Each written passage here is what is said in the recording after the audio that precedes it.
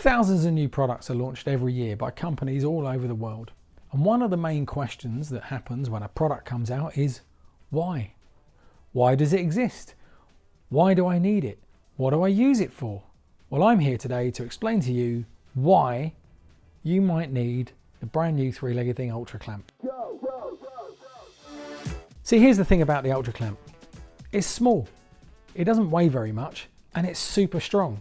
It's got a lever that you can use to grip your plate, an adjustment knob so you can change the tension on that plate, and if you're left-handed, no problem. Rotate, change.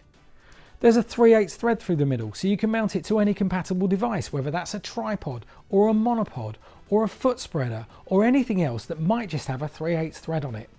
And by the way, if that wasn't enough functionality for you, there's a standard 38mm Arca base on the bottom, which means if you're using a pan and tilt head like a video head, you can change the orientation of the plate to suit your shooting.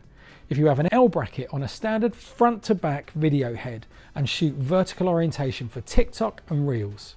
Bottom line, it's smaller, it's easier to use, it's got more functionality, and it enables you to do things that other clamps do not. The three-legged thing Ultra Clamp. Go, go, go, go, go.